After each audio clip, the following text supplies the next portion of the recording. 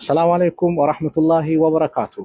ود እህቶች በተለያየ ምክንያት ወደ ስደት ወጣችሁ በተለያየ ዓለም ላይ የምትገኙ እህቶች በተለይም አረብ ሀገር ላይ የምትገኙ እህቶች በዛ በረሃ በዛ ሙቀቱ አሸንፋችሁት የቤተሰቦቻችሁን ጣጣ የቤተሰቦቻችሁን ጉዳይ ለመሸፈን ታች ላይ የምትሉ ለቤተሰቦቻችሁ ብዙ መስዋዕት የምትከፍሉ እህቶች አላህ Subhanahu Wa Ta'ala ከዚህ መከራ ከዚህ ጭንቀት አላህ ይገላግላችሁ።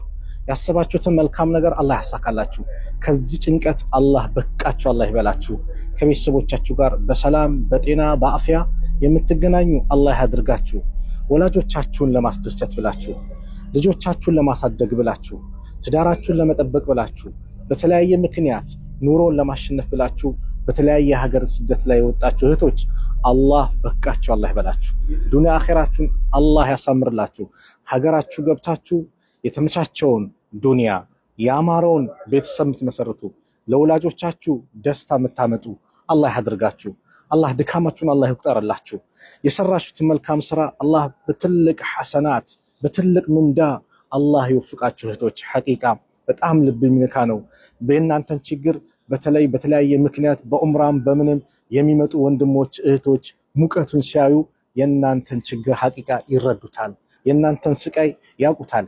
በዚህ ሙቀት በዚህ ከባድ በሆነ ሁኔታ ላይ ለፍታችሁ ደክማችሁ ለቤተሰቦቻችሁ የምትልኩት ገንዘብ እንደው ከባድ መሆኑን ማህበረሰቡ ይረዳዋል ያውቀዋል። ሐቂቃና አላህ በቃችሁ ይበላችሁ። ከቤተሰቦቻችሁ ጋር በሰላም በጤና በአፍያ አላህ ይቀላቅላችሁ። ውድ እህቶቼ ይሄ ቀን ያልፋል አብሽሩ። ይሄ ቀን ያልፋል አብሽሩ። ሶብር አድርጉ። ዱንያችሁን አኺራችሁን የተስተካከለ አላህ ያደርግላችኋል። በአላህ ላይ ተስፋ እንዳትቆርጡ። ባላችሁበት ቦታ አላህን ለመኑት፣ አላህን ጠይቁት፣ እጃችሁን አንሱ፣ ያ ረብ በሉ። ዱንያ አኺራችሁን ሐቂቃ አላህ ያሳምርላችኋል።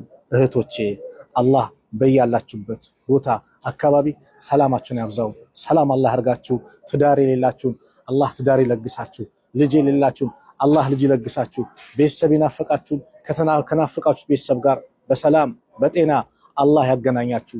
አላህ ይጠብቃችሁ። ውድ እህቶቼ ዱንያ አኺራችሁን ያማረው አላህ ያርግላችሁ። ሰላም አለይኩም ወራህመቱላሂ ወበረካቱ። ቁርአንን ማዳመጥ በነገራችን ላይ ቁርአንና ሙዚቃ አንድ ላይ አንዱ ካለ አንዱ ይወጣል። ቁርአን ካለ ልብ ውስጥ ሙዚቃ ይወጣል። ሙዚቃ ካለ ቁርአን ይወጣል። ቁርአንና ሙዚቃውን አንድ ላይ ላስኬድ ብትላቸው የማይሄዱ ነገሮች ናቸው ማለት ነው። ሰላትን በአግባቡ መስገድ፣ ከሰላት አለመዘናጋት። እኔ አብዛኛው ማየው ሰላት እዚህ እየተሰገደ እዛ ቁጭ ብሎ ዲኤስቲቪ ገብቶ እዛ ኳሱን ይቀጠቅጣል። ከዚህ ሁሉ ኳስ ቢጫወት አይሻለው?